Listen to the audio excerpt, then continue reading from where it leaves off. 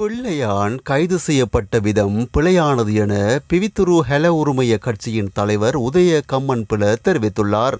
பயங்கரவாத தடை சட்டத்தை ஒழிக்க வேண்டுமென தேர்தல் மேடைகளில் கூப்பாடு போட்டவர்கள் சுமந்திரனுடன் இணைந்து பல்வேறு நகரங்களில் பயங்கரவாத தடை சட்டத்தை ஒழிக்க வேண்டுமென கருத்தரங்குகளை நடத்தியவர்கள் இன்று அந்த சட்டத்தை துஷ்பிரயோகம் செய்வதாக அவர் குற்றம் சுமத்தியிருக்கின்றார். அந்த வகையில் பிள்ளையானின் கைது பிழையானது என உதய கம்மன்பில தெரிவிச்சிருக்கின்றார். குறிப்பாக பயங்கரவாத தடை சட்டத்தின் கீழ் ஒருவர் கைது செய்யப்படும் போது என்ன காரணத்தினால் கைது செய்யப்படுகின்றார் என்பது உறவினர்களுக்கு அறிவிக்கப்பட வேண்டும் எனவும் கைது செய்யப்படும் நபருக்கு அது குறித்து அறிவிக்க வேண்டும் எனவும் அவ்வாறான ஆவணங்கள் எதனையும் அதிகாரிகள் வழங்கவில்லை எனவும் உதய கம்மன்பில தெரிவிச்சிருக்கின்றார்.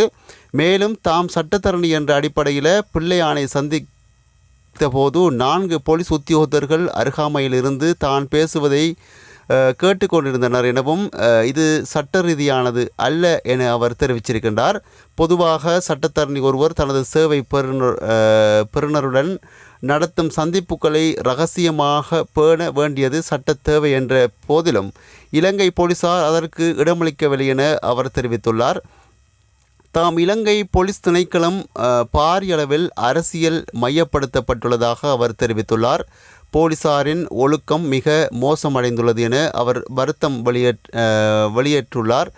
தான் பிள்ளையானை சந்தித்து கொண்டிருக்கும் போது குற்ற விசாரணை பிரிவின் அதிகாரியான பாயும் என்ற நபர் தாம் பிள்ளையானை சந்திப்பது குறித்து தனது சொந்த நிலைப்பாட்டை வெளிப்படுத்தி முகநூலில் பதிவொன்றை இட்டார் எனவும் இவ்வாறான ஒரு சம்பவம் இதற்கு முன்னர் போலீஸ் திணைக்களத்தில் இடம்பெற்றதில்லை எனவும் அவர் தெரிவித்துள்ளார்.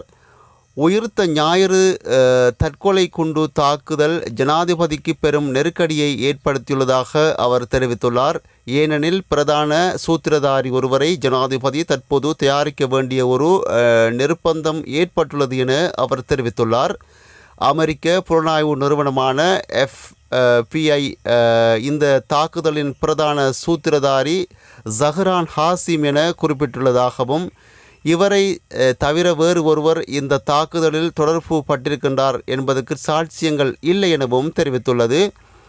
இந்த பின்னணியில் தேர்தலில் வாக்குறுதி அளித்ததை போன்று தற்பொழுது ஜனாதிபதி அனுரகுமார திசாநாயக்க ஓர் பிரதான சூத்திரதாரியை உற்பத்தி செய்ய வேண்டிய நிர்பந்தம் ஏற்பட்டுள்ளது எனவும் தற்பொழுது அவர் முயலை நரியாக்கியேனும் இவ்வாறு ஓர் சூத்திரதாரியை முன்வைக்க வேண்டி இருந்தது எனவும் அவர் தெரிவித்துள்ளார்.